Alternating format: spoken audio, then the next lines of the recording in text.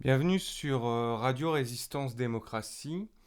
Cette semaine, je n'ai pas préparé de texte. Je pensais faire un sujet un petit peu plus libre et qui sera en fait finalement un petit peu plus brouillon aussi, si on peut dire, parce que je parle spontanément.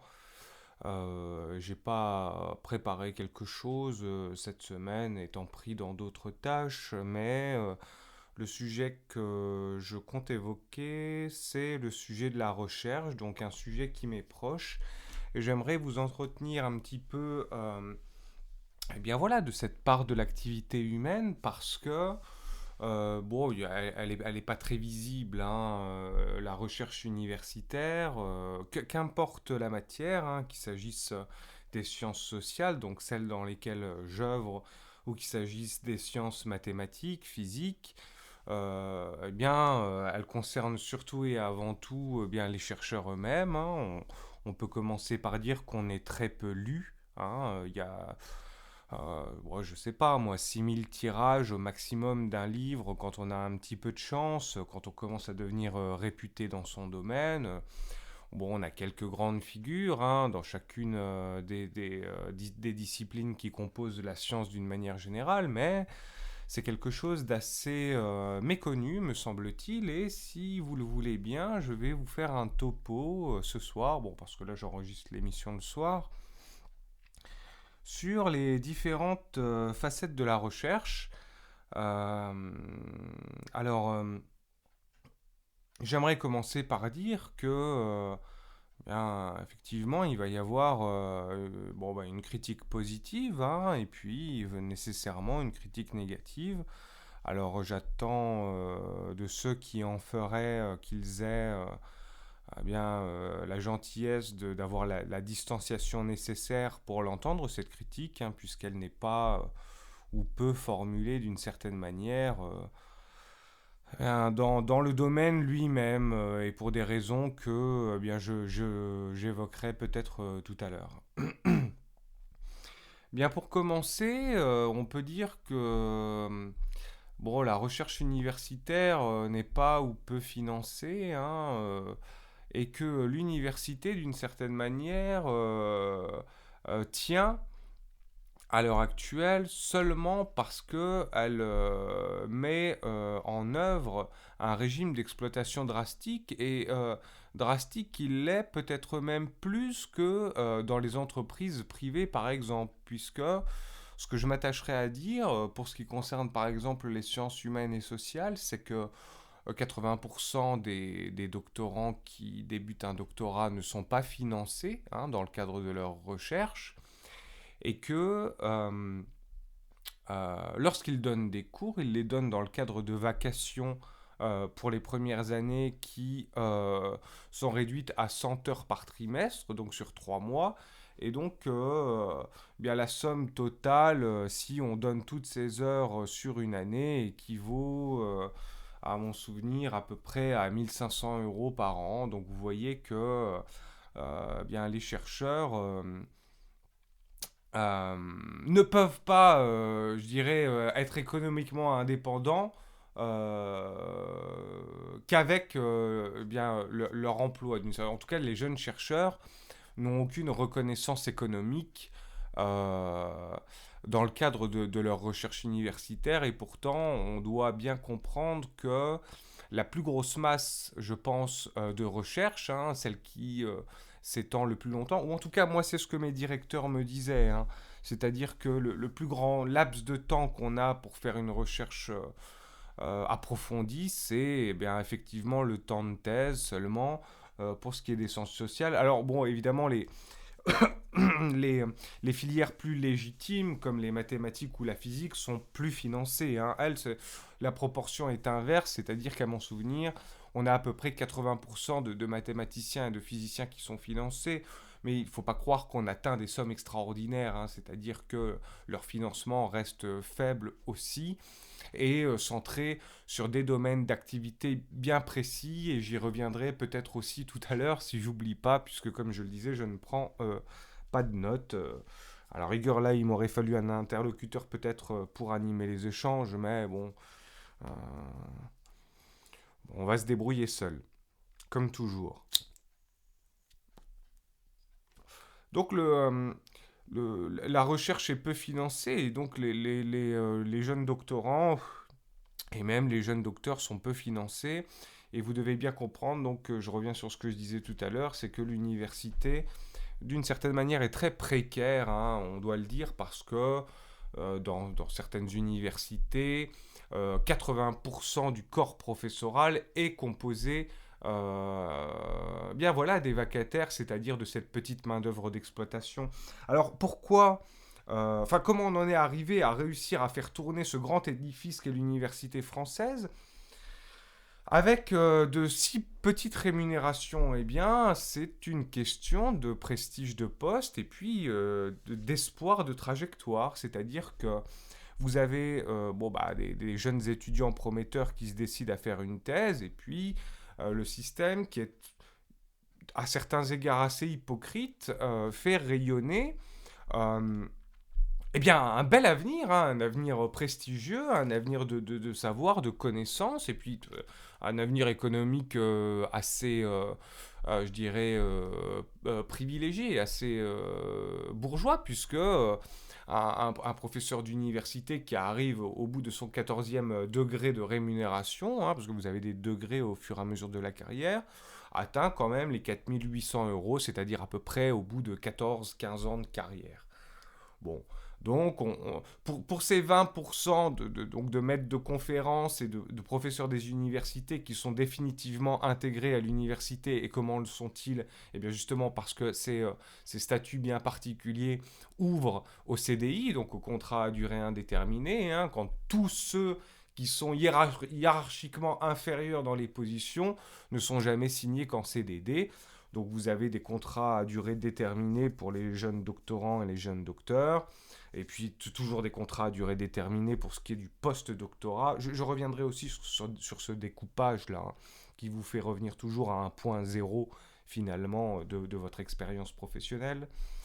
Et donc, voilà, l'université est précaire parce qu'elle tient en grande partie sur cette masse de jeunes professeurs, de jeunes doctorants, de jeunes docteurs, à qui on fait rayonner un avenir que soyons clairs, hein, beaucoup n'auront pas, hein, la grande majorité n'aura aucun avenir à l'intérieur même de leur université ou de l'université d'une manière générale, mais en l'état actuel des choses, on a énormément besoin d'eux parce que si ces vacataires, si ces doctorants ne sont pas là pour assurer les cours et assurer eh bien finalement la bonne tenue universitaire, l'université s'écroule, hein. On n'a pas du tout assez de maîtres de conférences ou de professeurs des universités pour assurer tous les enseignements que l'université française propose.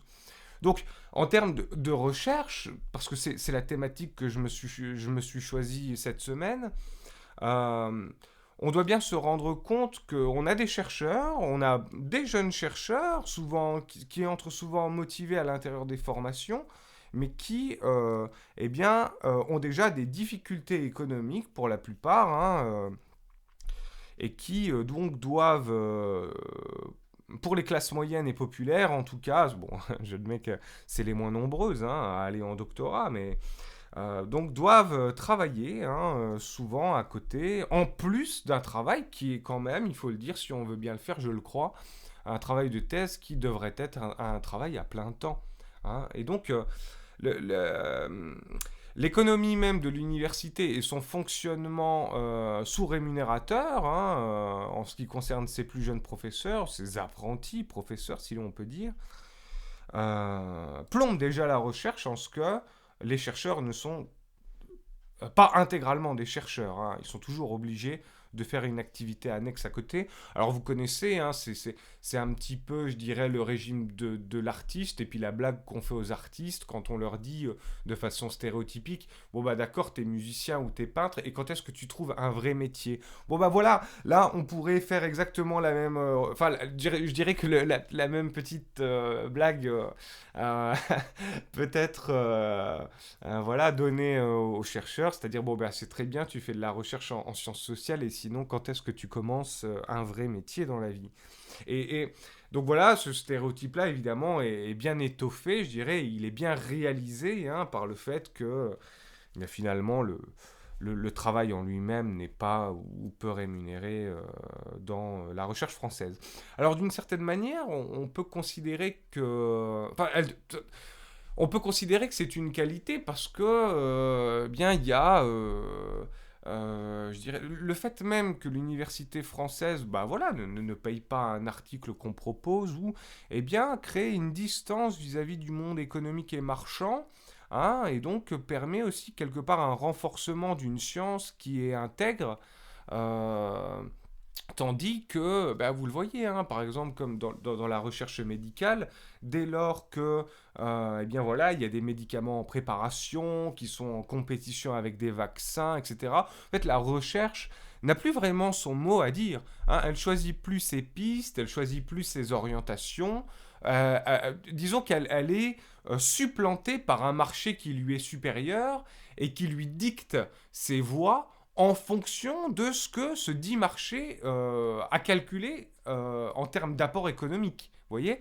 Donc, une recherche indépendante ira toujours vers ce que le chercheur, je crois, pense être les sujets, les thèmes les plus prometteurs à l'intérieur même de la société dans laquelle il œuvre.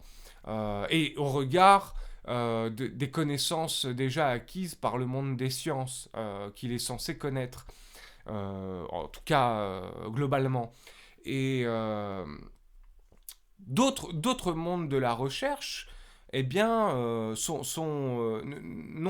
pas ce recul-là et ont beaucoup plus de mélange et de conflits d'intérêts parce qu'ils mènent directement à une production d'objets, à une production de consommation. Alors, c'est vrai que de manière symbolique, les sciences sociales, les sciences historiques ont toujours été, pas toujours, hein, ces dernières décennies ont été classées en deçà des sciences qu'on dit exactes, les sciences mathématiques, les sciences physiques, euh, pour plusieurs raisons. Je crois, la première, c'est parce que, eh bien précisément, la philosophie, par exemple, euh, est une matière spirituelle. Ça n'est pas, c'est plus une matière spirituelle qu'une matière matérielle. C'est-à-dire que ça n'est pas avec, ou très rarement, avec des progrès dans la pensée philosophique que vous allez déboucher sur une production d'objets qui pourra être inséré sur un marché et donc être vendu et donc rapporter de l'argent et donc eh bien faire tourner une économie de la consommation et du marché qui est importante dans les sociétés actuelles. La philosophie, elle, son terme n'est pas de fournir des objets de consommation. Ça, et c'est pour ça que, de fait, parce qu'elle n'est pas insérée et ancrée dans ce système de consommation, de production d'objets, elle a déjà, si on peut dire, une perte de valeur sur le marché capitaliste tel qu'on le connaît, qui a besoin d'objets, qui a besoin de nouveautés, de vente, d'achat, de consommation perpétuelle pour eh bien, fonctionner correctement. Toute l'idéologie du monde économique capitaliste dans laquelle toutes les branches de la recherche sont comprises à l'heure actuelle est, pardon, est une économie qui base bien son bien-être, si on peut dire, sur l'expansion. Hein, sur l'expansion, et ce qui est critiqué aujourd'hui. Donc beaucoup de gens, comme vous les avez sans doute déjà entendus, disent que ce modèle n'est pas tenable parce que nous sommes sur une planète finie, aux ressources finies, et donc un modèle capitaliste qui a pour idéologie un modèle infini toujours en expansion n'est pas possible, est utopique, et donc tend et va tendre ces prochaines années à s'effondrer, surtout considérer le calcul des ressources qui restent et qui sont de moins en moins nombreuses, de plus en plus consommées. Donc en termes de recherche, on a déjà cette première dissociation qu'on peut faire entre, d'une part, les recherches rentables, productrices d'objets. Moi, j'avais des copains qui travaillaient, des physiciens, des chimistes, qui travaillaient très spécifiquement sur des capteurs de gaz dont ils savaient qu'en augmentant la sensibilité, ils allaient pouvoir investir le marché Alors, en l'occurrence, mon copain faisait des capteurs, donc il captait les gaz nucléaires, hein, donc avec une plus grande sensibilité encore, donc il avait un argument de marché, hein, pour vendre son futur capteur de gaz dans toute l'industrie nucléaire et dans toutes les centrales nucléaires, et vous imaginez bien que eh bien, ça représente un beau marché, hein, parce que bon, bah, l'énergie nucléaire est notre production d'électricité principale, ne serait-ce qu'en France, mais évidemment, elle est étendue dans le monde entier, hein. Donc on a effectivement là un chercheur, entre guillemets, prometteur, mais prometteur dans quoi? Pas prometteur dans une science fondamentale qui produirait véritablement une révolution, plutôt prometteur dans le cadre, eh bien voilà, hein, malheureusement, ou heureusement, parce que donc, c'est grâce à ça aussi qu'il tire ses financements, qui en fait débouche sur de la production d'objets toujours un tout petit peu plus performants. Et donc voilà, et donc j'aimerais sur cette base, par exemple, sur cette petite exemplification, faire aussi un petit distinguo qui n'est pas très, enfin qui mériterait d'être creusé plus et qui n'est pas forcément judicieux, mais qui est quand même qu'on a l'habitude de trancher, c'est-à-dire entre une recherche fondamentale qui euh, euh, tâche de retravailler, bien, je dirais, les grands thèmes fondamentaux de la science et de les approfondir. Et comme c'est une tâche longue et difficile, elle demande souvent plus d'années de recherche. Et en plus, on n'est pas sûr d'arriver à quelque chose. Alors c'est la science fondamentale, lorsque les chercheurs se décident à aller vers cette branche-là de la science, qui est ambitieuse, hein, euh, eh bien, dans un marché court-termiste, ne sont pas des gens qui sont vendeurs non plus, parce qu'on attend voilà, un renouvellement des objets sur le marché assez rapide, une production assez rapide, et je dirais que tout le marché à l'heure actuelle, le marché de la science, le marché des objets, la consommation, a, bon, je dis ça un petit peu au hasard, mais je ne dois pas tomber très loin de la réalité, a, je dirais, une planification sur 1 an et demi, 2 ans, 3 ans maximum. euh, ne pense pas le long terme, hein. Nous ne pensons pas à 10 ans, nous ne pensons pas à 30 ans, nous ne pensons pas à 50, pas à 100, ou quand certains le font, et quand certains produisent des rapports en disant, eh bien, si nous voulons conserver certaines énergies, et il va falloir faire ceci en 2035, ceci en 2040, et bon, vous voyez bien qu'on se reporte à des dates très éloignées dans le futur, qui n'importe pour personne, d'une certaine manière, bien qu'elle soit raisonnable et fondée, hein, en soi, mais n'importe pour personne, pas pour les humains, enfin pas pour la population d'une manière générale, parce qu'elle a du mal à se projeter aussi loin, et souvent même, oh, bah, ceux qui ont 40, 50 ans se disent, mais qu'est-ce que j'en ai à foutre, de toute façon je serai mort. Donc il y a une véritable indifférence pour tout un pan de certaines générations qui planent sur ces planifications à long terme, premièrement. Pour les plus jeunes, bien que je dirais ça puisse réellement être leur objet, hein, ces planifications à long terme, c'est-à-dire leur projet d'avenir à proprement parler, de toute façon, ils n'ont pas les moyens de les appliquer. C'est-à-dire qu'ils n'ont ni le capital économique pour œuvrer sur ces projets de planification à long terme, hein. En France, la catégorie d'âge la plus pauvre, c'est la jeunesse, de loin. Euh, Ils n'ont pas non plus les postes de pouvoir, hein, qui permettent, je dirais, de mettre en œuvre, ou en tout cas d'aller dans ces directions de projets à long terme, parce que, eh bien, bon, là, les jeunes, c'est les sous-fifres, hein. J'en parlais déjà pour l'université dans le monde de la recherche tout à l'heure. C'est le cas à peu près dans tous les domaines. Et puis bon, bah voilà, si vous regardez la répartition par âge de l'Assemblée nationale, vous avez, à mon souvenir, une moyenne d'âge de 64 ans à l'intérieur de l'Assemblée nationale, et on doit être dans les alentours de 70-75 ans à l'intérieur du Sénat. C'est une façon de vous dire que c'est une gérontocratie, c'est-à-dire les vieux, hein, qui dominent le monde, et ça n'est pas assez soulevé, je crois, hein. On a toujours tendance à parler de classe sociale et de lutte de classe sociale. Moi, le premier, c'est une variable importante. On a tendance aujourd'hui à mettre également l'accent sur la variable de genre, hein, donc les femmes et les hommes, parce que, eh bien, cette lutte a émergé avec le féminisme dans les années 70 et s'est poursuivie jusqu'à aujourd'hui avec toutes les variantes et les arborescences qu'on lui connaît, plus ou moins pertinentes. Et puis, bon, bah voilà, il y a cette variable de classe, de cette variable d'âge, qui était l'objet de ma thèse de doctorat, hein, qui n'est pas soulevée, hein, qui n'est que très peu soulevée hein, dans le monde de la recherche d'une manière générale. C'est vraiment celle que les études sociologiques balayent hein, souvent. De leurs équations. Et puis, donc, moi, j'en ai fait ma thèse, étant conscient de cette faiblesse. Et donc, cette thèse-là, elle aide hein, vraiment. Bon, alors moi, j'en suis très satisfait. Elle a, elle n'a pas eu de répercussions à proprement parler pour l'instant. Bon, ça viendra peut-être. Euh, mais en tout cas, là, elle aide à penser aussi, quelque part, la variable âge aide à penser ce système, c'est-à-dire un système, d'une certaine manière, qui est injuste parce que les intérêts des plus vieux ne sont pas nécessairement les intérêts des plus jeunes. Hein. Alors, quels sont les leurs, peut-être plus spécifiquement par rapport à leur position en âge dans la société? Bien, effectivement, avoir un bon capital économique, et ça, la plupart l'ont, enfin, la plupart non, il y a évidemment toute une partie de la population vieille qui est pauvre, hein, mais bon, bah, on est quand même globalement et statistiquement dans la part de population la plus riche.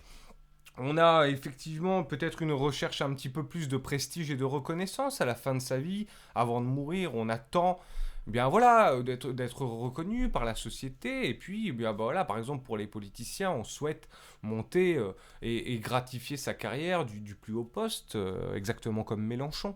Hein, euh, qui est un menteur hein, et qui est particulièrement de mauvaise foi lorsqu'il dit qu'il a déjà tout fait et qu'il s'en fout, que c'est pas vraiment pour lui qui veut le poste de la présidence. C'est obscène et indécent d'être aussi hypocrite. Mais bon, je suis pas là pour faire son procès. Je reviens sur la question des intérêts peut-être plus particuliers de la vieillesse, donc le prestige, hein, le capital économique, pour pouvoir ensuite le distribuer à sa famille, hein, à ses enfants, en espérant qu'ils vivent aussi bien que nous, et qu'ils vivent même peut-être mieux que nous.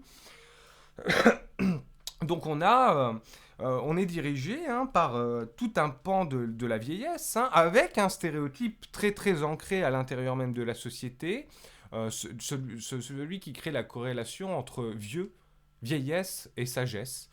Une méchante corrélation qui fait beaucoup de mal, car, bien voilà, comme disait Rousseau, on peut avoir, on peut avoir 100 ans et être mort-né. Alors, j'aime beaucoup cette citation de Jean-Jacques Rousseau parce que finalement, elle dit que ben, finalement, vous pouvez vivre jusqu'à 100 ans, mais si vous n'avez jamais tiré aucune expérience de votre vie et si vous n'avez jamais tiré aucune leçon de ce que vous faites dans la vie, c'est comme si vous étiez mort-né, c'est-à-dire un bébé qui meurt juste après l'accouchement. Quoi. C'est-à-dire qu'en fait, vous n'avez aucune expérience même à 100 ans parce que vous ne vous l'êtes pas forgé hein, à travers votre histoire. Bon, donc voilà, ce que j'aimerais dire, c'est que, bien voilà, c'est peut-être compliqué. Alors, je mélange un peu tout. Bon, je vais revenir toujours hein, à chaque fois que je m'égarerai sur la question de la recherche. Mais donc, voilà, on ne peut pas vraiment attendre, je dirais, non plus politiquement d'investissement colossal dans la recherche, bien que la situation l'exigerait, hein, très honnêtement, parce que euh, bien, on est dirigé par des gens qui n'ont plus beaucoup de futur, si je peux me permettre de le dire comme ça. Et donc, ce qui va se passer par la suite, après eux, ça n'est peut-être pas, vous voyez, quelque chose qu'ils ont de façon altruiste en ligne de mire. Et donc les recherches appliquées, parce qu'elles produisent des objets, parce qu'elles sont plus courtes, parce qu'elles rapportent de l'argent sur le marché plus facilement, eh bien on aura tendance à miser un peu plus dessus. Bon, voilà quelques paramètres de la recherche. Mais j'aimerais continuer sur ce que je viens de dire, c'est-à-dire qu'on est dans une période de bouleversement, hein, très honnêtement, de bouleversement, de crise, bon, disons ça comme ça, bien que le mot soit réellement un peu galvaudé maintenant, hein. Euh, on est dans une période de crise où bah voilà, les investissements en termes de recherche devraient être énormes, ce qui n'est pas le cas, hein. En réalité, la recherche, un public se paupérise de plus en plus en France, hein, et transite de plus en plus vers le privé qui n'en fait pas non plus, hein. Si vous lisez l'actualité, vous voyez que voilà, les entreprises pharmaceutiques ferment des postes de recherche, que l'argent du CIR, c'est-à-dire du crédit impôt recherche, va dans la recherche, si on veut, non, est plutôt détourné pour d'autres choses. Moi-même qui avais postulé à un projet de partenariat en début de thèse entre le public et le privé qui s'appelait... comment ça s'appelait ce truc-là Bon, c'était la NRT qui le gérait en tout cas, et puis donc vous voyez, vous faisiez un partenariat avec le privé qui finançait votre recherche. Alors j'ai une copine qui avait fait ça aussi, enfin une copine, qui, qui, euh, qui l'avait fait. Et puis donc voilà, hein, finalement l'entreprise utilisait cette ressource pour avoir à payer moins de charges, hein, très clairement. Et puis elle travaillait comme une salariée lambda sans faire de recherche. Euh, donc en fait, l'entreprise profitait d'avoir un rabais à payer. La chercheuse était tout de même contente parce qu'elle avait un salaire tout en étant reliée à une université, ce qui était assez noble et prestigieux. Mais il n'y a pas de recherche, hein. Très, très honnêtement, il n'y a pas de recherche dans ce type de projet, dans ce type de partenariat. Il y a plutôt un opportunisme qui se jette sur ces ouvertures pour grappiller de l'argent et tourner comme il tournait avant ça, à moindre coût. Bon,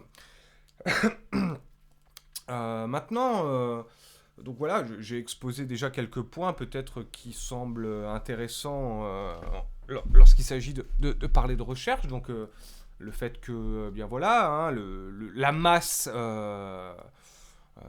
employée n'est pas très bien traitée économiquement, bien que je dois reconnaître et remercier la compensation humaine, hein, qui existe à l'intérieur même du monde de recherche. Alors on est payé comme des merdes, mais beaucoup de nos collègues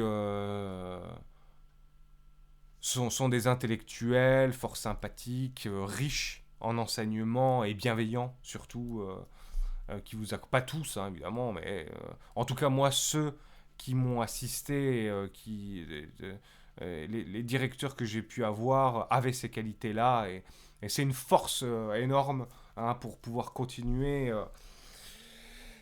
et aller au bout de ces projets, ne serait-ce que grâce à ça. Donc, mais bon, bah, bon, voilà, hein, la bienveillance ne nourrit pas un homme, hein, la bienveillance ne remplit pas le frigo, et donc les rémunérations sont exécrables, hein. Alors, moi j'ai eu de meilleurs postes, hein, que ceux de vacataires, hein, qui étaient des postes d'attachés d'enseignement, si on peut dire ça comme ça. Bon, payé 1 600 € par mois. Euh, Très honnêtement, moi je considère que c'est, je dirais, le minimum bas qu'il faudrait pour le SMIC, c'est-à-dire que c'est tout juste assez pour louer un appartement, manger plus ou moins à sa faim, sans faire le compte de ce qu'on achète systématiquement à l'intérieur du magasin d'alimentation. Acheter son essence, son matériel de travail, une ou deux bières une fois toutes les 2 semaines, et puis basta, hein. Donc, lorsqu'on a accumulé ensuite, bon, bah, voilà, les frais d'assurance, bon, vous connaissez de toute façon tout ce qu'il y a à payer, hein, je ne vais pas vous apprendre la vie. Et donc, voilà, c'est difficile, même en étant déjà un petit peu plus haut dans la hiérarchie professorale, de réussir à mener ces projets avec le capital économique suffisant pour ne pas être inquiété par ça. Euh, alors, en termes de recherche, pour exploiter et pour faire baisser les prix de plus en plus, hein, à l'intérieur même du monde de la recherche, on a subdivisé de plus en plus, si vous voulez, les grades à atteindre pour être définitivement légitimés. Si bien qu'en fait, aujourd'hui, euh, alors, de l'extérieur, on peut considérer qu'une thèse de doctorat est le plus haut diplôme du monde et quelque chose de prestigieux, hein, et de beau à atteindre, et de difficile à atteindre quand même. Mais de l'intérieur, euh, si c'est l'équivalent du baccalauréat dans les esprits, on est déjà, je dirais, bien quoi, bien placé. On est déjà presque valorisé au sens où, bien voilà, la subdivision, la dissection des différents stades universitaires ont permis aussi une dissection des salaires qui lui est corrélatif. Alors, vous avez, si vous voulez, bon, si je développe longuement, on va en avoir pour 20 heures, hein, mais je vais le faire quand même. Si vous voulez, vous avez le plus haut grade qui sont les professeurs des universités, qui sont en CDI et très bien payés. Vous avez eu une première dissection qui a eu cours si je me rappelle bien, les années 50, c'est ça, 60, avec un grade en dessous qui était celui de maître de conférence, donc en dessous des professeurs des universités. Et puis, maintenant, vous avez, je dirais, le grand bal, hein, de toutes les dissections de ce qui est hiérarchiquement placé en dessous. Alors,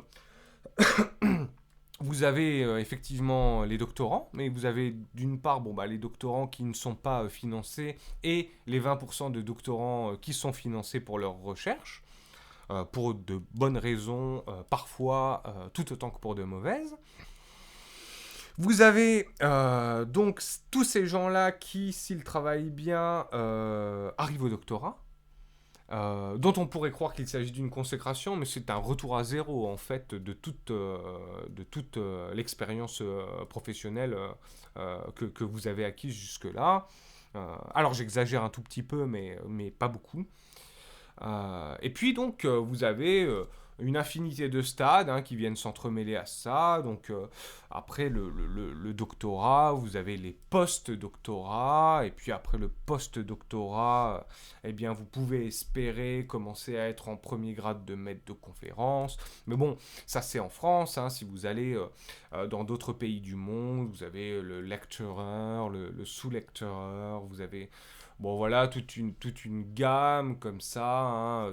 On a l'impression, on en arrive presque, hein, au galon de l'armée, hein, c'est-à-dire que là, on entre dans une université disciplinaire, vous voyez, où vous avez donc le quartier maître, le sergent, le major, l'adjudant, le lieutenant. Bon bah voilà, là pareil, hein, l'université est en train d'être disséquée disciplinairement selon des galons qui ressemblent... Alors c'est la première fois que j'y pense, mais bon, puisque ça me vient à l'esprit, pourquoi ne pas l'exprimer. Bon, vous avez voilà une dissection en galon de l'armée, hein, comme ça, hein, qui se fait de plus en plus à l'intérieur de l'université. Et, euh, et donc voilà, hein, lorsque vous êtes jeté dans ce parcours-là et que eh bien, vous n'avez jamais de sécurité de l'emploi et jamais de capital économique, quoi que vous fassiez, eh bien, vous imaginez bien que des conditions précaires comme celles-ci font que les conditions de recherche même françaises ne sont pas bonnes, quoi, hein. Alors, évidemment, vous avez dans le système universitaire français et dans le système universitaire de recherche, comme dans l'éducation nationale d'une manière générale, euh, euh, la branche plus spécifiquement acquise à l'héritage, hein, c'est-à-dire que vous avez donc des écoles, hein, les lycées Henri IV, l'ENS, le HESS, qui recrutent plus spécifiquement les étudiés des nobles et des bourgeois, qui eux ont de meilleures conditions, hein, quand même de travail. Mais donc des conditions de travail qui, bien voilà, se fondent aussi d'une certaine manière sur des inégalités de classe sociale, sur un espèce d'arbitraire de la reproduction que, voilà, Bourdieu a bien étudié, et qui, si un jour ils en prennent conscience, bon voilà, n'est pas pour les mettre à leur aise non plus, hein, ayant voilà, hein, un petit peu conscience de l'arbitraire qui les mène à leur place. Bon, soyez tranquilles, hein, la plupart du temps, sont des choses qui sont ramenées vers l'inconscient parce qu'elles torturent si elles viennent à être objectivées et conscientisées. Hein. Donc, voilà, vous êtes donc bon malgré tout, même avec ça, on n'a pas une puissance de frappe de la recherche, de mon point de vue, assez forte et assez bien organisée pour être à la hauteur des exigences d'aujourd'hui et des exigences de changement, de transformation de demain, si bien que mais alors là, j'exprime une opinion. N'attendez rien ces prochaines années de la science. Alors, euh, et quand je dis ça, je me positionne pas seulement en tant que sociologue ou que chercheur en sciences sociales. Je parle pour tous les domaines de recherche de la science. Alors, vous pourriez croire, et on vous fait croire d'une certaine manière, que on est sur un point de bascule, d'accord. J'ai beaucoup de peine, hein, j'ai beaucoup de peine vis-à-vis de ça parce qu'on vous fait croire constamment qu'on est sur un point de bascule où on va atteindre une quatrième révolution. Hein, beaucoup de gens en parlent et la robotique va arriver et le Terminator va changer nos vies. Bon, c'est faux. C'est complète. Et les algorithmes vont nous apporter blablabla. Bla, bla. On se fout de votre gueule. Hein. Il faut que je sois honnête. C'est le marché qui met en œuvre ces stratégies marketing précisément pour que vous lui apportiez de l'argent. C'est-à-dire que c'est une croyance qui est instituée à l'heure actuelle en société pour vous faire croire que vous êtes à l'aube, à l'aune d'une révolution millénaire, mais en fait vous êtes à l'aune de rien du tout. Hein. Vous êtes en train de patauger, de tourner à vide là dans le monde de la recherche. C'est phénoménal. Et voilà, moi j'aimerais simplement vous mettre les beaux discours en face des réalités.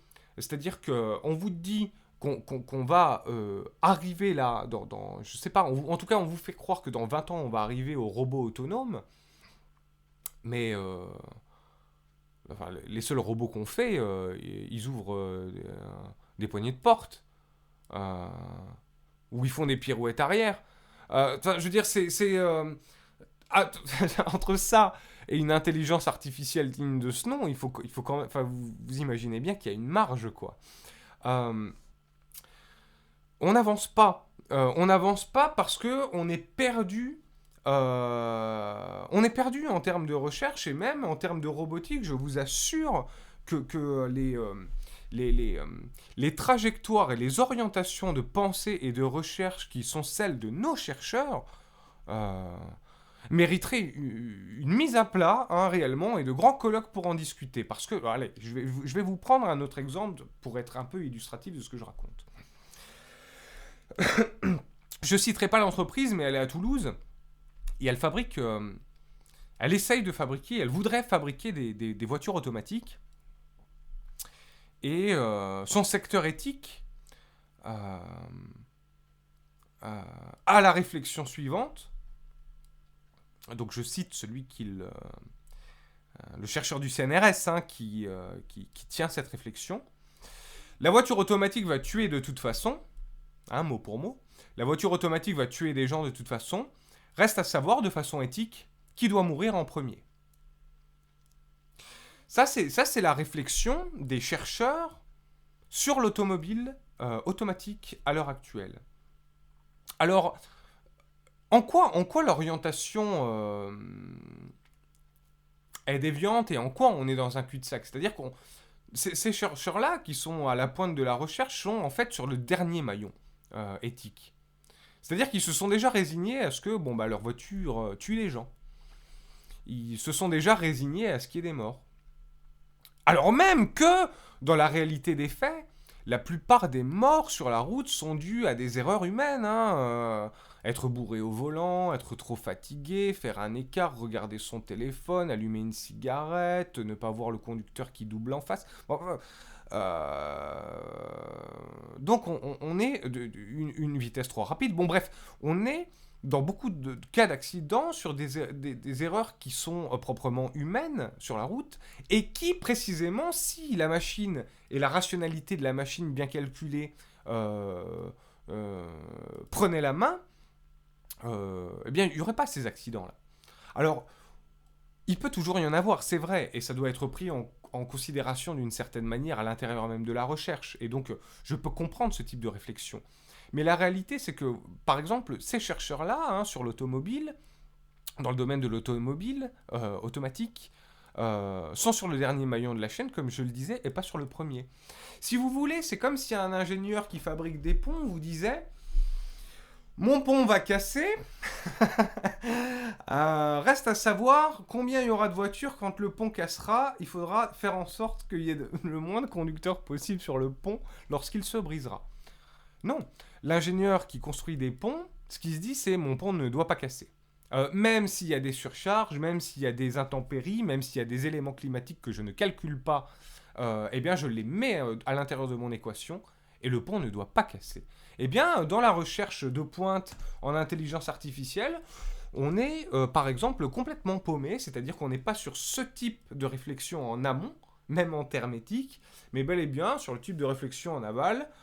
Tout le monde, enfin des gens vont mourir et je suis moi le chercheur qui décidera, ou en tout cas qui a su dire démocratiquement qui devait mourir en premier grâce à des études sociologiques, démocratiques, etc. Qui, bien voilà, donne des résultats à proprement parler à l'inverse hein, du mot même de la recherche éthique, c'est-à-dire que finalement, bon, qu'est-ce que les gens répondent? Bon, bah, si quelqu'un doit mourir, à choisir entre quelqu'un qui travaille, qui gagne 10 000 euros par mois, alors on est en plein dans les stéréotypes, à choisir entre quelqu'un qui travaille, qui gagne 10 000 euros par mois, une femme, un bébé et un SDF, on tuera le SDF en premier. Ensuite, on tuera l'homme parce que l'homme est moins important que la femme. Ça, c'est ce que les gens disent, hein, c'est ce qu'ils répondent à l'enquête du chercheur du CNRS de cette entreprise. Et puis, en dernière mesure, on tuera l'enfant, hein, parce que bon, bah, les enfants sont les plus importants. Ça, c'est ce que la bonne morale dicte de répondre à l'intérieur de ses enquêtes. Lui n'a pas considéré les différents biais, peut-être, qu'il pouvait y avoir dans ce type de réponse morale, et a pris ses résultats... sans en analyser les biais, mais bon, c'est pas grave. Moi, je suis pas là pour foutre en l'air les recherches de tout le monde, quoique ça m'amuse de temps à autre et que ça fait du bien à tout le monde aussi de remettre un peu les pieds sur terre. Mais voilà, ce que j'essaie de faire, c'est de vous parler de recherche, et de vous parler de la recherche, et de vous parler de la recherche française. Et là, je viens de vous donner un exemple, mais je reviens à la question pragmatique de l'évolution même de l'intelligence artificielle et de l'intelligence informatique.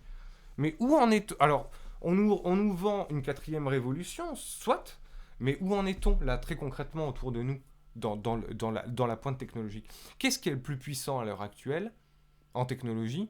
Ce sont nos ordinateurs, d'accord? Nos ordinateurs sont, je dirais, d'une certaine manière, la technologie la plus évoluée que nous ayons à l'heure actuelle. Hein, et, euh, et, mais très concrètement, comment est-ce que cette quatrième révolution à venir se concrétise au-delà de l'ordinateur, qui est quand même un instrument magnifique, on doit le reconnaître. Euh, Qu'est-ce qu'on a sinon? Les caisses automatiques. C'est ça la révolution, la quatrième, c'est ça la magnifique révolution qui nous attend. Les caisses automatiques sont pas automatiques, hein. Les caisses automatiques sont des caisses où c'est vous hein, qui êtes l'employé. C'est vous qui scannez vos produits, donc c'est vous en fait la caissière. Hein. C'est-à-dire que les caisses automatiques, c'est de la novlangue. Hein. Les caisses automatiques ne sont pas automatiques.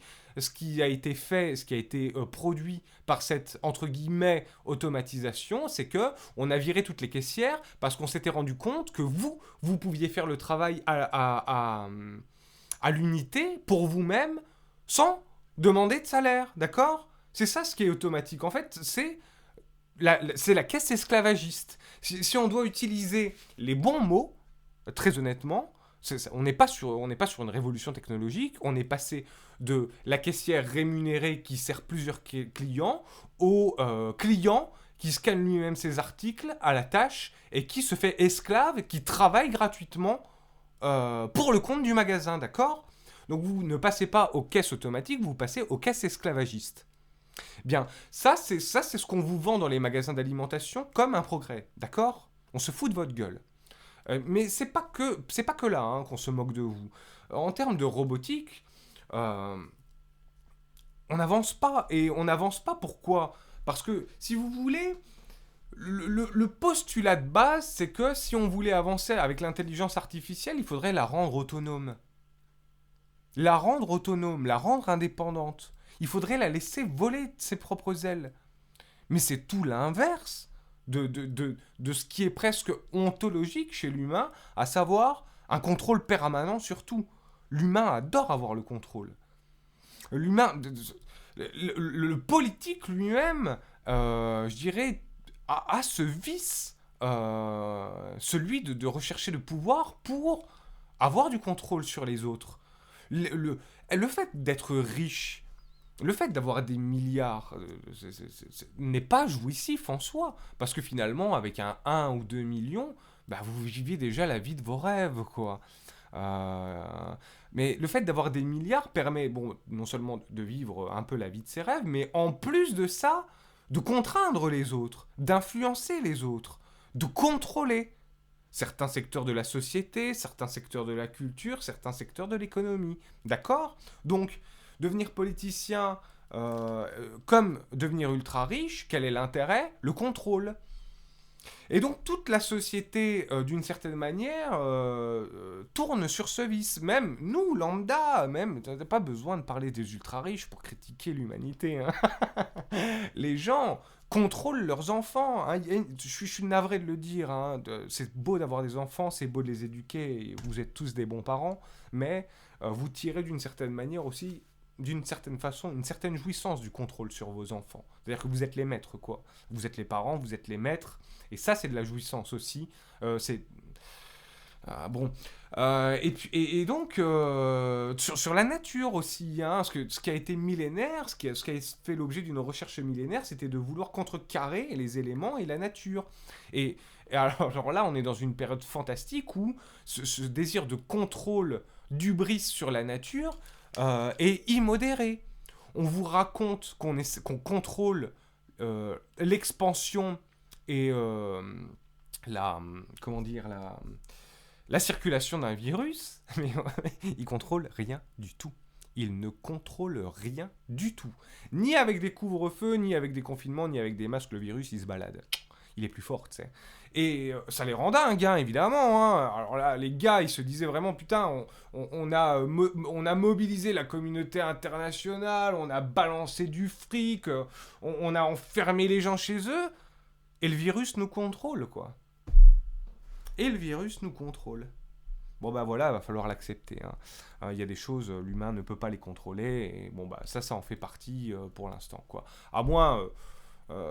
voilà, de sombrer dans des sociétés complètement cloisonnées, complètement tyranniques, par obsession et névrose d'un virus qui se balade, parmi les milliards et les milliards qui existent. Bon, oh, c'est pas la question. Ce que je veux vous dire, c'est que, en termes de robotique, ce que j'essaye d'exemplifier de façon peut-être un peu maladroite, mais ce que j'essaie d'exemplifier, c'est que, avant d'avoir une révolution robotique, encore faut-il que, éducativement, on soit prêt à libérer le robot de l'humain. Est-ce que vous voyez ce que je veux dire? Encore faut-il qu'on ait la sagesse philosophique, morale, de laisser libre. Et l'humanité à présent, c'est tout sauf ça. Donc, avant d'avoir des robots autonomes, il faudra déjà que l'humain fasse un travail sur lui-même pour laisser libre les individus, les ressources, les animaux, ne pas les enfermer, ne pas vouloir les contrôler, ne pas les foutre tous dans des eaux, ne pas vouloir exterminer leur environnement. Bon, donc il y a quelque chose qui cloche. C'est-à-dire que, si vous voulez, l'objectif est incompatible avec la nature actuelle de l'être humain. Il y a contradiction flagrante. Et je peux vous assurer que si vous ne réglez pas ce premier problème humain de recherche de contrôle permanent sur tout, le jour où on invente le robot autonome, indépendant, allez quoi, une semaine après, on, on le détruit, quoi. Parce qu'on n'arrivera pas à supporter qu'il nous échappe. Vous comprenez? Donc, selon toutes ces modalités-là, la recherche à proprement parler de l'intelligence artificielle ne peut pas avancer. Alors, on peut toujours parfaire les algorithmes, hein, on peut toujours chercher du big data pour regrouper pour totaliser le plus d'informations possible. Mais alors là, peut-être que tous les chercheurs qui peut-être m'écoutent et ont entendu la terminologie que je viens d'employer, total, savent à quel point, eh bien, beaucoup d'illusions, hein, se cachent derrière le désir de totalité, hein, à l'intérieur même des sciences, de la recherche et des savoirs. Euh, si vous voulez, c'était ce qui était reproché aux intellectuels des années 40, 50, notamment de Sartre, c'est-à-dire de vouloir faire du total et précisément les courants de recherche juste après qu'ils les ont succédés revendiquaient le partiel, toujours le partiel, vous voyez. Et donc on vous fait miroiter en termes de recherche des horizons proches qui sont parfaitement lointains. Enfin, je veux dire, moi, si je devais donner, voilà, à vue de pif, hein, une estimation d'un robot qui deviendrait réellement autonome, en savoir, en l'état de nos connaissances, de nos sociétés, de notre orgueil et de notre désir de contrôle, compter un demi-millénaire, hein, avant qu'on y arrive. Bon, bref, c'est pas demain, quoi. Et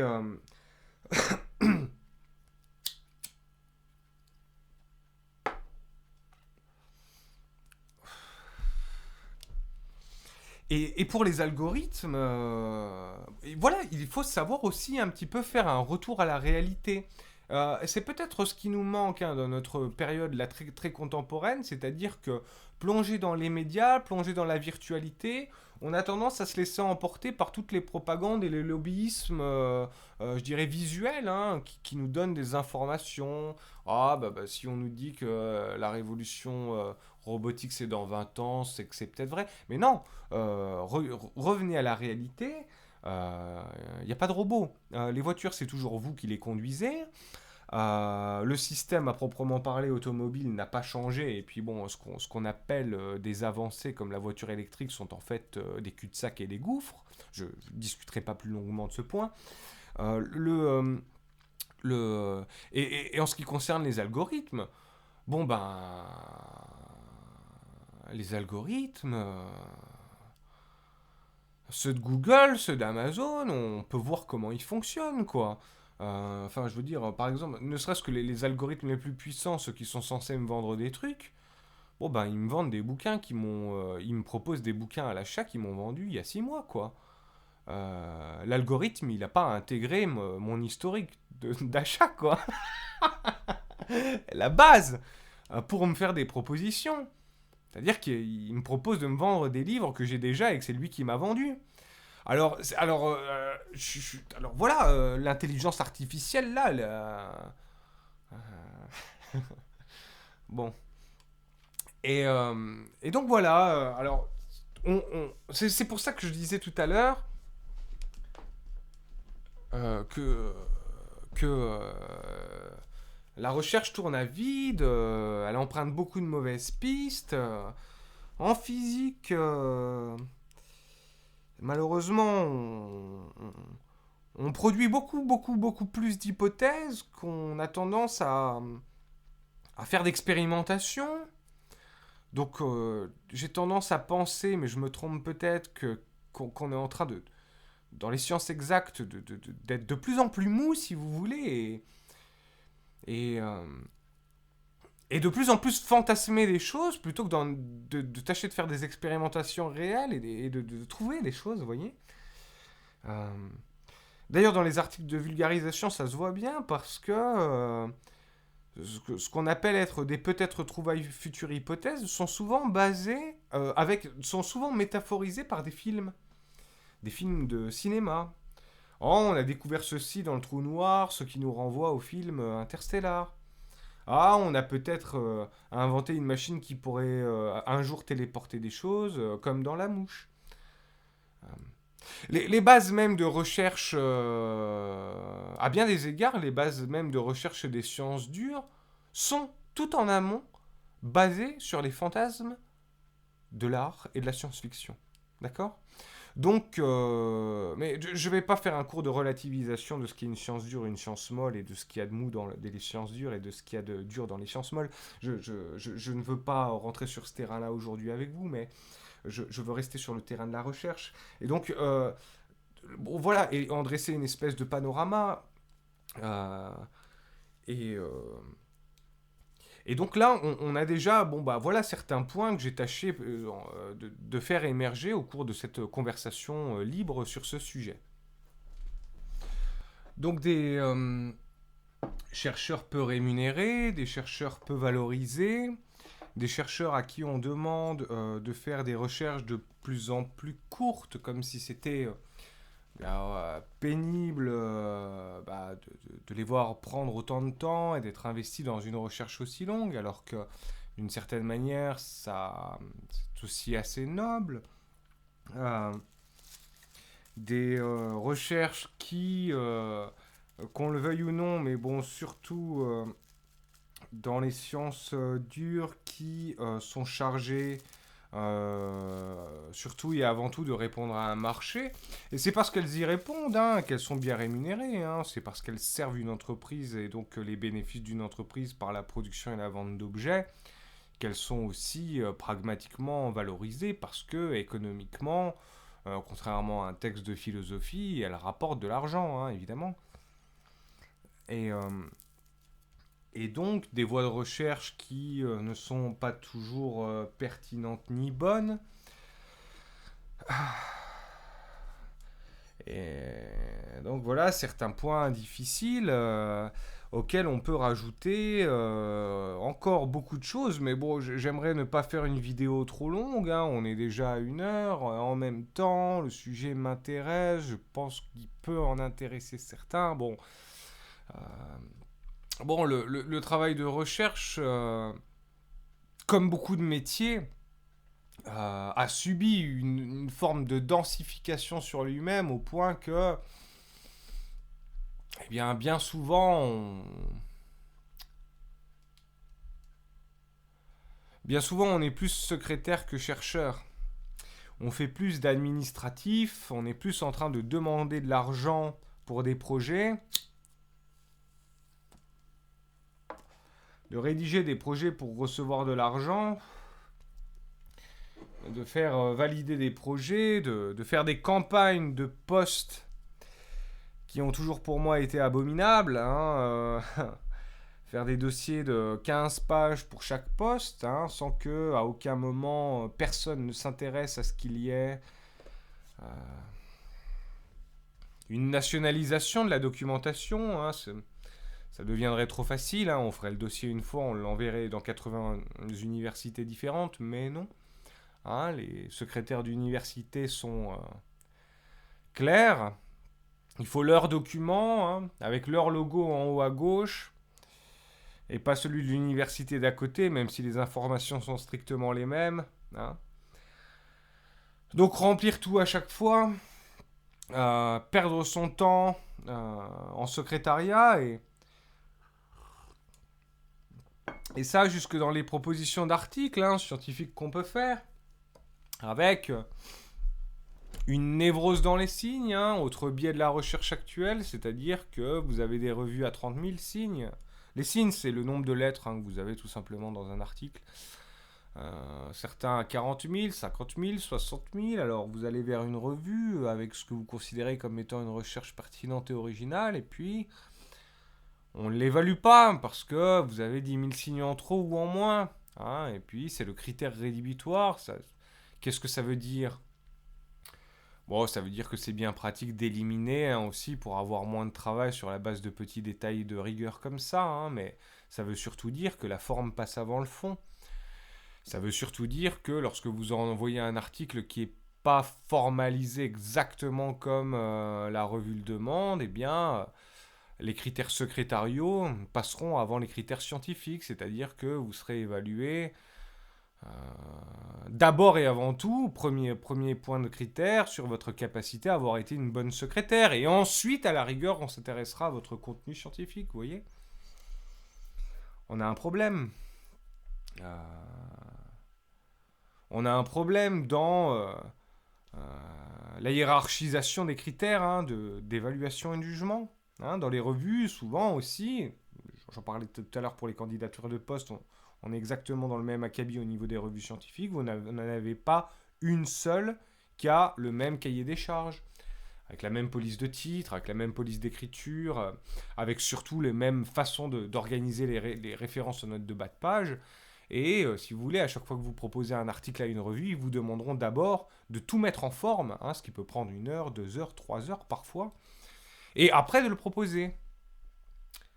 Alors vous allez être refusé 1 fois, 2 fois, vous aurez fait 5 heures de secrétariat pour votre article, pour rien. Il aurait suffi de renverser les priorités, de commencer par lire l'article, que le comité lise l'article, qu'importe la forme, c'est du littéraire, on n'est pas sur une toile de Léonard de Vinci. Et de dire si le contenu est bon et selon de proposer à l'auteur de renvoyer l'article dans un mois avec la bonne formalisation pour pouvoir le publier. Mais non, on travaille à l'inverse de ce qui est logique dans bien des cas. Et il y a beaucoup de choses qui ne sont plus questionnées comme ça dans le monde de la recherche, dans le monde de la publication. Parmi les choses qui ne sont plus questionnées, je vais vous donner un autre exemple frappant, et que même ceux qui se disent comme étant les plus grands, et ceux qui ont souvent l'arrogance et l'orgueil de se dire comme étant des stars, tombent dans le panneau. Parmi ces critères, très puissants aujourd'hui dans l'évaluation même de la recherche et de la science, vous avez la quantité. La quantité d'articles publiés. La quantité de produits proposés. On est vraiment dans un monde marchand. Vous voyez que ce que je veux dire, c'est qu'on est vraiment dans un monde marchand capitaliste qui investit jusqu'au cœur de la production scientifique et de la production de recherche. Et aujourd'hui, vous aurez... Alors je l'aime beaucoup, mais bon... des gens comme Didier Raoult qui vous diront je suis le meilleur parce que j'ai le plus publié. Reste à nous démontrer le rapport entre la plus grande quantité et la plus grande qualité, Didier. N'est-ce pas ? C'est pas parce que vous publiez énormément que vous êtes nécessairement un génie. On a connu des chercheurs qui faisaient un livre dans leur carrière, mais qui ont transformé durablement la recherche sur des décennies, voire des siècles. Donc la quantité n'est pas corrélative à la qualité. Ça, c'est un point important qu'il faut savoir soulever et qui n'est plus soulevé. Honnêtement, qui n'est plus soulevé. Si vous voulez avoir un poste, un bon poste, vous devez avoir beaucoup d'articles. Peu importe s'il n'y a rien dans ces articles. Peu importe si ces articles sont vides. Peu importe s'ils ont été publiés 10 fois dans la même revue. Je connais beaucoup de chercheurs qui s'autopublient. Moi, je ne me le suis jamais permis. Question d'éthique. Mais il y en a qui le font toute leur vie. Et qui ont donc beaucoup d'articles qu'ils ont eux-mêmes évalués et publiés. Et qui n'est pas attentif à ça dans la lecture des curriculum vitae, a l'impression qu'il a affaire à quelqu'un de bosseur, mais bon, moi j'appellerais ça un opportuniste. Une opportuniste en l'occurrence. Désolé madame. Professeur du Luxembourg. Donc, donc on a véritablement beaucoup de problèmes, c'est-à-dire qu'on a des mélanges, on a des difficultés à hiérarchiser en fait même nos propres tâches, plus personne ou peu de personnes en discutent. Évidemment, quand je le soulève, je passe pour un hérétique, parce que vous savez, la science est loin d'être l'image magnifiée qu'on s'en fait. Il arrive, surtout moi, il arrive que lorsqu'on commence à critiquer, ceux qui me connaissent savent que des fois je me dérange pas à être blessant et assez frontal. Eh bien, vous êtes rejeté de la communauté, finalement, plutôt que incorporé et intégré pour une critique qui est bonne. Parce que, bon, voilà, il y a beaucoup de secteurs, et la science en fait partie, qui, parfois, ne tolèrent pas la critique, même si elle est juste, parce qu'elle blesse l'orgueil. Bon, je l'avais dit dans une autre émission, les scientifiques sont des humains. Hein. Et donc, pour revenir sur la question de la quantité, bon, voilà, on a un véritable problème parce que, je suis navré de le dire, mais de mon point de vue, on est en train de... Exactement comme le monde des gadgets et le monde des objets, à l'intérieur même du monde de la science, sous le biais de cette idéologie de la quantité, on est en train, en fait, de créer de la pollution. On est en train de créer de la pollution documentaire, de la pollution scientifique. Ne venez pas me dire, tous les chercheurs qui m'écoutent, que vous n'avez pas été aux prises avec cette logique. Que vous ne vous êtes pas dit au bout d'un moment, je dois publier pour avoir un bon CV, tant pis si ce que je publie, de mon point de vue, au fond, ne mérite pas d'être lu encore parce que ça n'est pas encore assez abouti, ou parce que je n'ai pas touché quelque chose d'assez central pour le partager à ma communauté. Je pense que ça nous est tous arrivé à un moment ou à un autre. Et donc, ceux qui ne jouent pas à ce jeu de la quantité se pénalisent eux-mêmes.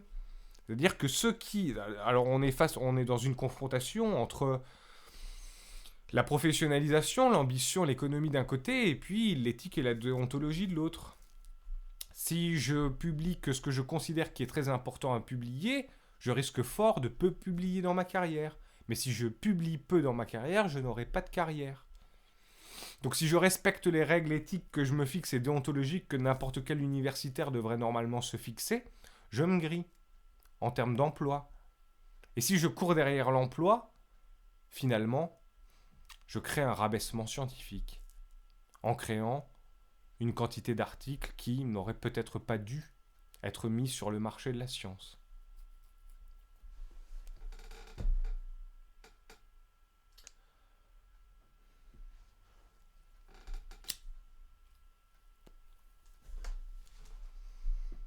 Donc la quantité ne fait pas tout.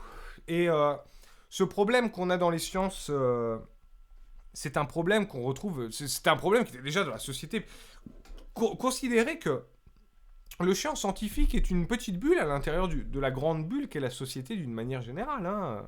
Elle n'en est pas dissociée, elle n'en est pas à l'écart, même si certains le voudraient, hein, se distancier comme ça. Non, elle est complètement dedans. Et donc il faut en objectiver eh bien, tous les biais hein, qui traversent l'une et l'autre. Alors on fait de la quantité d'objets hein, dans le cadre du modèle capitaliste. Je disais tout à l'heure que c'est ce qui valorisait les sciences appliquées, les sciences mathématiques, les sciences physiques. Et on adopte cet art dans les sciences humaines et sociales, c'est-à-dire qu'on doit faire de la quantité d'articles pour être crédible. Par contre, personne, ou très peu de personnes, évaluent la qualité. En réalité, beaucoup de chercheurs pensent, ont même écrit parfois qu'on n'avait même pas de critères de qualité objectifs à se soumettre pour évaluer un article. Vous voyez ? On n'a même pas réfléchi à quels étaient les critères de qualité, et quand bien même on le ferait, c'est déjà arrivé dans 2 ou 3 comités auxquels j'ai participé, eh bien, personne ne s'entend. Parce que des critères qu'on va poser comme ça, d'évaluation, vont tout de suite être récupérés par la subjectivité de chacun. On va poser le critère d'originalité. Certains diront que c'est original en fonction des lectures et des connaissances qu'il a. D'autres diront que non, parce qu'il considérera qu'un auteur a déjà dépassé ça. Ce que l'autre qui aura lu l'auteur, et un troisième qui aura lu le même auteur dira que c'est faux. Dira que l'article va plus loin, qu'il n'a pas saisi ceci ou cela. Etc., etc., etc. Et donc, on tombe dans une espèce... paradoxalement, dès lors qu'on veut établir une objectivité des critères de la qualité scientifique, on sombre dans une espèce de subjectivité du rapport à ces critères. Bon, je crois que je veux pas... peut-être que je... Mais... donc voilà, en tout cas, ce que j'essaye de dire, c'est que si on doit faire une avancée, c'est celle d'aller plus vers la qualité. Et ce problème cette espèce de névrose de la quantité, comme étant considéré idéologiquement comme le summum absolu, faire de la quantité, est entrevu au sens où qualité et quantité sont en dichotomie, vous voyez, alors que la dichotomie n'a pas non plus de fondement à proprement parler et peut être facilement brisée. Dans la qualité, vous avez beaucoup de quantité. Quand vous étudiez 10 profils en sociologie, lorsque vous étudiez 10 profils, mais que vous les étudiez à fond, sur un seul et même profil que vous étudiez, vous avez une quantité énorme d'informations. Tandis que quand vous faites quand vous faites une étude statistique sur un échantillon de 1000 personnes, certes, vous avez une quantité de 1000 personnes, mais vous avez très peu de quantité sur chacune des personnes. Vous voyez que le rapport quantité-qualité, il est interdépendant en fait. Vous avez toujours de la quantité dans la qualité et vous pouvez avoir à la rigueur de la qualité à l'intérieur même des mesures quantitatives, certes. Mais il n'y a pas de dichotomie. L'une ne fonctionne pas sans l'autre. Or, toute notre période mise spontanément, idéologiquement et sans remise en question de façon doxique sur la quantité. Il faut du big data, parce que plus on aura de data, plus on évoluera à l'intérieur même des algorithmes. Mais très bien. Est-ce que vous avez les chercheurs derrière qui, qualitativement, savent ne pas me faire vendre 2 fois le même ouvrage en 6 mois de temps? Apparemment, non. Donc vous pouvez accumuler... Qui disait ça? Vous pouvez accumuler tout ce que vous voulez en termes d'objets. C'était Tagore, c'était un poète indien. Vous pouvez... attendez, j'ai même le livre, j'ai peut-être la citation là sous les yeux, là. Comment il le disait? Il parlait de lecture. Lire sans réfléchir revient à accumuler des matériaux sans en faire aucune construction. Bon voilà, je prends cette citation, je la répercute sur ce que je disais. Vous pouvez accumuler autant de matériel que vous voulez, la quantité la plus énorme de matériel, de données que vous voulez. Si vous ne savez pas construire des choses avec, de toute façon, elle restera plate par terre et vous en ferez rien. Si vous n'avez pas la qualité même de construction, d'interprétation, de mise en forme de ces données pour en faire quelque chose de probant, de valable, de constructif, bien voilà, allez-y. Faites du big data, mais dès lors que vous ne savez pas créer de l'analyse qualitative du matériau quantitatif que vous avez récupéré, vous allez nulle part. Et de la même manière, et de façon dialectique d'une certaine manière, si vous avez 10 profils de qualité en sociologie que vous étudiez à fond pour travailler une thèse, mais que ces 10 profils, vous ne les référez pas, je dirais, aux mesures statistiques, normatives de la société, c'est-à-dire quantitatives, vous risquez de faire des généralités sur votre petit échantillon qui ne sont pas valables à l'intérieur de la société tout entière. Vous aurez généralisé des qualités, des propriétés de votre échantillon de 10 personnes à des millions, alors que, parce que vous n'avez pas été regarder les statistiques qui disaient que non, ces propriétés étaient une part infime à l'intérieur de la majorité de la population, ce qui fait qu'en fait votre échantillon n'est pas un échantillon représentatif, mais, ou en tout cas s'il est représentatif, il est représentatif d'une part minoritaire de la société que vous étudiez. J'essaie d'être clair, parfois c'est un petit peu technique et compliqué, mais ce qu'il faut retenir de mon discours ce soir, c'est que il va falloir, au bout d'un moment, rompre avec le dogme de la quantité. Ce dogme de la quantité, pour revenir sur mon thème d'aujourd'hui, qui est le thème de la recherche, vous le retrouvez dans les offres d'emploi. Moi, je regarde les offres d'emploi à l'international pour voir un petit peu ce qui est proposé, mais aussi pour postuler, pour avoir un job, peut-être un jour dans la vie. Qui sait? Pour faire autre chose que des émissions de radio. Donc je regarde, mais aussi un petit peu, parce que vous savez, si vous voulez, les propositions d'emploi qui ont cours sont significatives des orientations de recherche aussi d'une certaine manière. Si vous avez 9 sujets sur 10 qui aujourd'hui concernent la santé, le sanitaire et le Covid-19, j'exagère, il y a peut-être un sujet sur 4 ou sur 5 qui concerne notre période à la mode, là, celle du virus, eh bien vous voyez quand même que vous pouvez déjà, d'une certaine manière, vous douter, vous dire que un cinquième de la mode répond à l'immédiateté, un cinquième des emplois répond à l'immédiateté des modes présentes, vous voyez. Et dans 2 ans, vous aurez une bactérie, et puis tous les chercheurs feront des offres d'emploi sur l'étude des bactéries, et blablabla. Donc, Donc, si vous voulez, là, on est dans une recherche qui n'a proprement parlé en termes d'offres d'emploi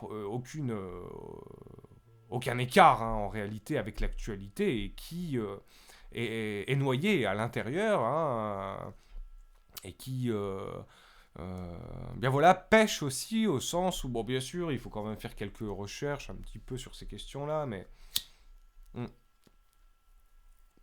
je crois qu'il y a d'autres choses plus importantes. Bon, jugement de valeur, je pense qu'il y a d'autres choses plus importantes à étudier en ce moment, mais bon, c'est pas grave. Et, euh, et donc voilà, rompre avec le dogme de la quantité qui est prégnant partout en ce moment et qui est prégnant depuis un bon demi-siècle au moins. Hein. La sociologie, mon domaine, hein, pour se légitimer en tant que science au début du XXe siècle, a dû avoir recours aux outils mathématiques, statistiques, pour se donner un peu de légitimité en l'empruntant à ce qu'on considère comme étant la science la plus prestigieuse pour l'instant, à savoir les mathématiques. Hein. Mais bon, la quantité fait pas tout et je crois que réorienter un petit peu les choses sur la qualité hein, de recherche, sur la qualité des objets, leur durée, leur longévité, leur capacité à ne pas être obsolète tout de suite, tout en comment dire, c'est-à-dire donc des objets écologiques hein, d'une certaine manière, et tout en adaptant le marché hein, à ce nouveau type de production. Eh bien voilà des pistes à mon avis qu'il faut suivre. On est dans l'envers, hein, c'est-à-dire que c'est le marché qui adapte tout à son désir d'accumulation de richesse hein, pour l'instant. Et comme on le disait, donc ça c'est le modèle capitaliste, et ce modèle-là ne peut pas tenir. Il est en train de mourir, et donc il est comme le poisson qui remue sur la berge, hein, il, euh, il remue, il remue, il remue, et donc il s'extrémise, hein, tant dans les domaines politiques, économiques, hein, on le voit bien ces derniers temps.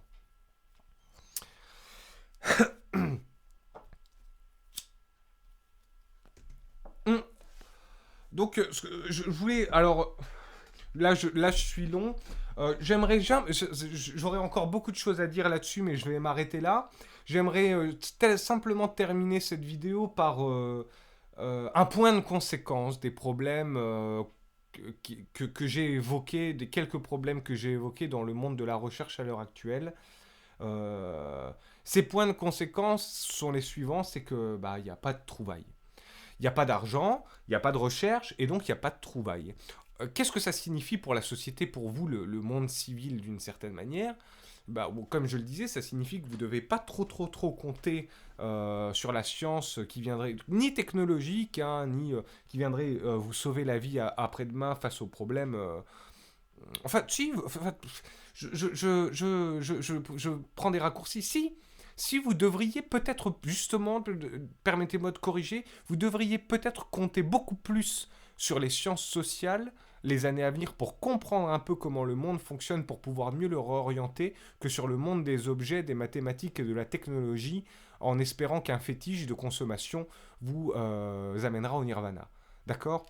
Je pense que vous devriez peut-être pour une fois, renverser un petit peu les normes et miser sur les sciences philosophiques et sociales pour vous donner des clés de transformation et de révolution de la société. Honnêtement, vous devriez essayer. Euh, et donc, parce que de toute façon, vous n'aurez pas, de mon point de vue, je ne veux pas faire le prophète, hein, je déteste faire ça aussi. Nous, les scientifiques, normalement, on étudie les faits. On n'est pas là pour dire comment ça va se passer dans l'avenir, tout simplement parce qu'on est incapable de le savoir. Euh, euh, on peut bien faire des probabilités, on peut bien émettre des hypothèses, mais c'est toujours très flottant. Hein.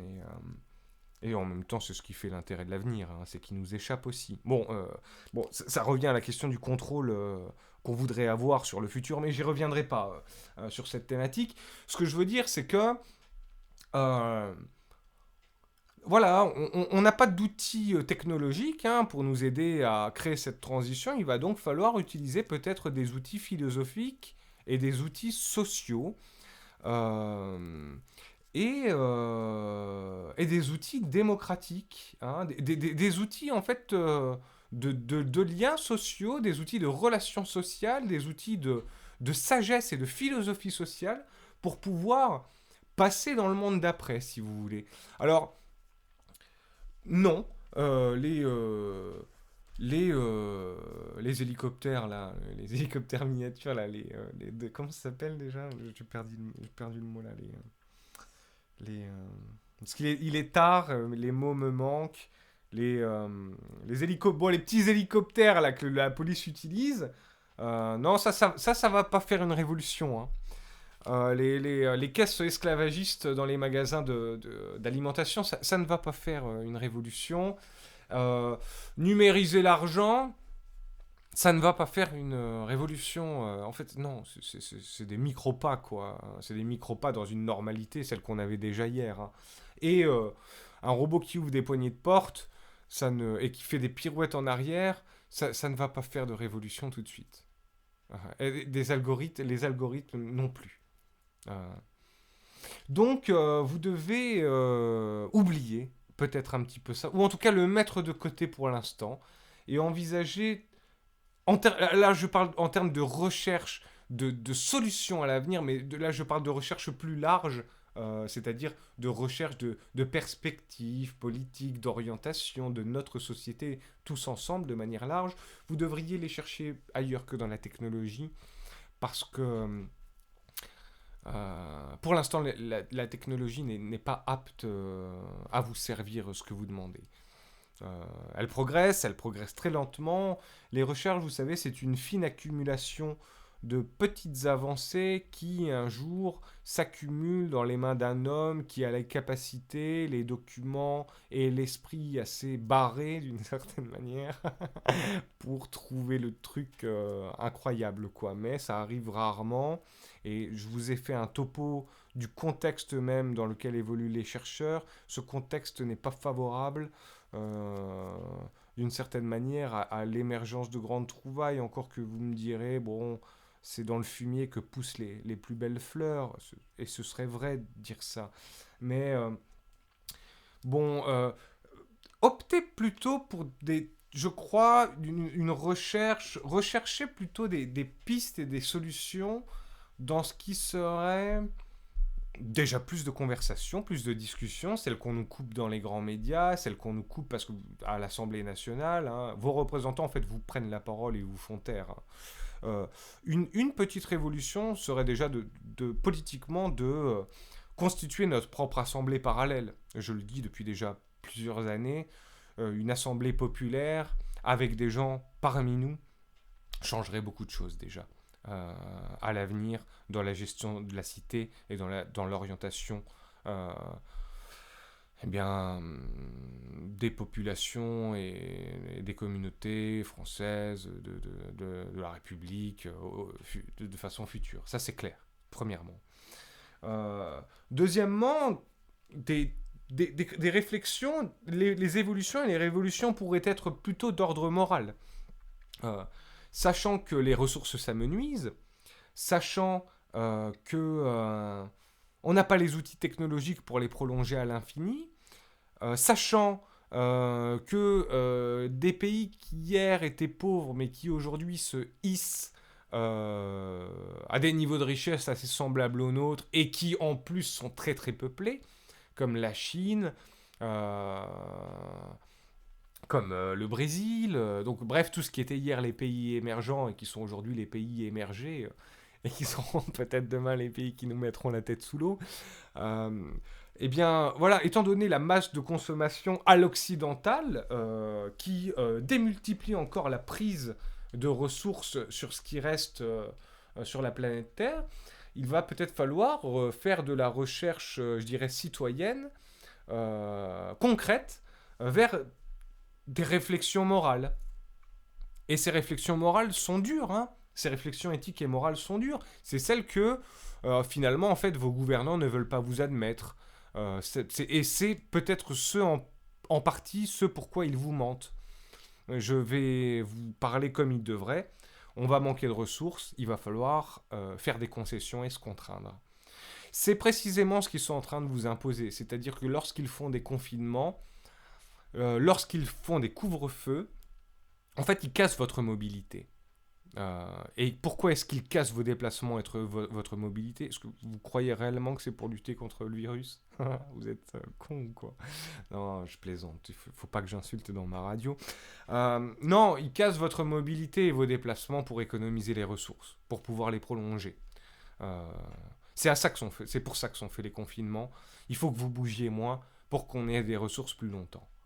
Voilà, je vous dis ce que Macron, Darmanin et toute la clique, peut-être ne savent même pas en fait. Hein. Peut-être que cette politique-là, elle se joue par-dessus eux sans que eux en aient conscience. Peut-être qu'ils le savent et ils veulent pas vous le dire.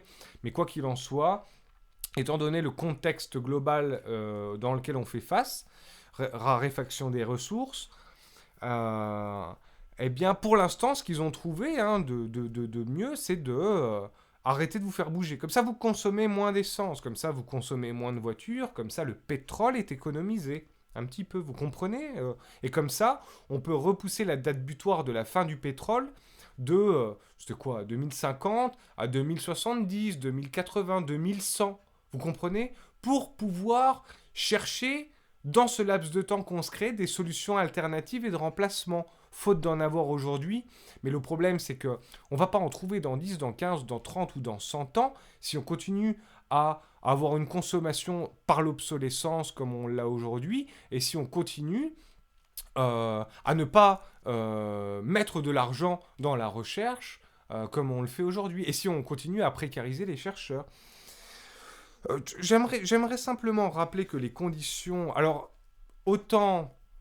J'ai dit que je devais aussi donner des qualités pour ne pas paraître ignoble. Autant le système éducatif universitaire est superbe parce qu'il n'est pas trop cher, autant le prix à payer de ce système quasi gratuit de l'université française, c'est d'être mal payé tout du long de sa vie ensuite. Euh, les chercheurs de mon niveau au Luxembourg touchent entre 6 000, 5 000, 6 000 euros par mois, contre 1 600 euros par mois ici en France pour moi. Ils sont payés 3 200 euros en Suède, en Norvège. Ils sont payés 6 000 dollars, 7 000 dollars, 8 000 dollars aux États-Unis, au Canada. Comment voulez-vous être compétitif si vous sous-payez vos jeunes chercheurs à 1/5 de ce que les internationaux sont payés? Bon, voilà, c'est une question qui doit être posée aussi. Mais j'aimerais, donc encore une fois, ne pas être trop long, je le suis déjà trop, et revenir sur ma conclusion, c'est-à-dire que je crois que hum, euh, beaucoup de thématiques... Alors, il faut arrêter maintenant avec le Covid-19, hein. Il faut arrêter que ce soit le sujet monopolistique. Il n'a pas tué tout le monde, il tuera pas tout le monde, il en tuera, mais des gens meurent. Bon, revenez à la normale, hein, revenez à une vision normale de la vie, hein, où la nature emporte les plus faibles, les plus vieux, où des enfants naissent hein, pour les remplacer, où les générations se succèdent, où on peut tomber malade à 50 ans d'un cancer si on fume, et mourir à 55. Bon, et... Et voilà, et ça, il faut laisser couler maintenant. Il faut laisser couler le Covid-19, il faut arrêter avec ça parce qu'il est en train de nous pomper notre temps de réflexion partout, alors qu'on a d'autres choses beaucoup plus importantes à penser. On doit penser la transition écologique, on doit penser le remaniement économique pour que l'économie ne s'effondre pas en proposant des objets de long terme, on doit penser la bonne santé des entreprises qui produiraient des ordinateurs qui dureraient 20 ans, 30 ans, 50 ans. Vous comprenez ce que je veux dire? On doit subordonner... on doit...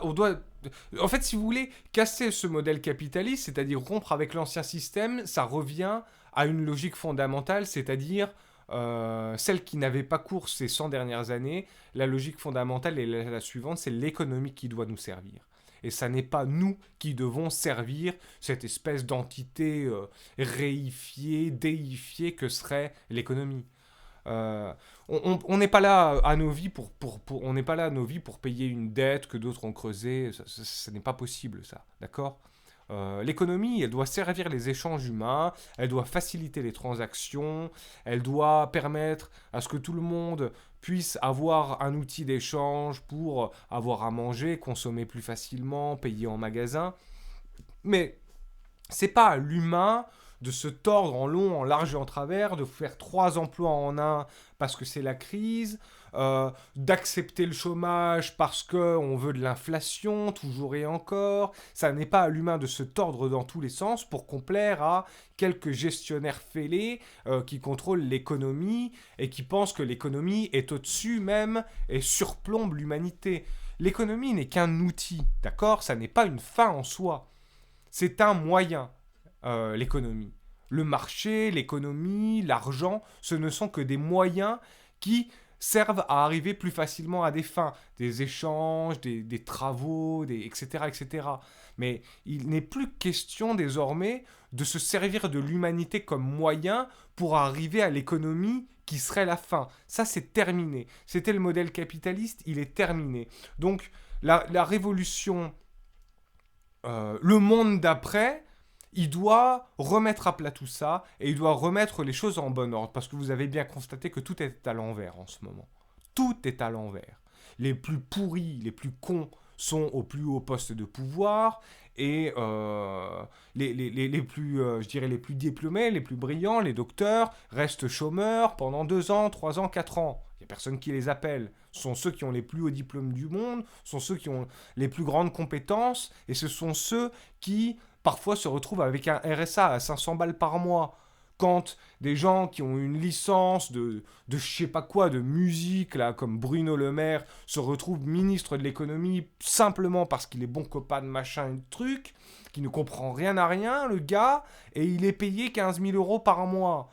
C'est le pire des abrutis. Il aurait dû continuer à écrire. Pardon, Bruno, façon de parler, façon de langage populaire.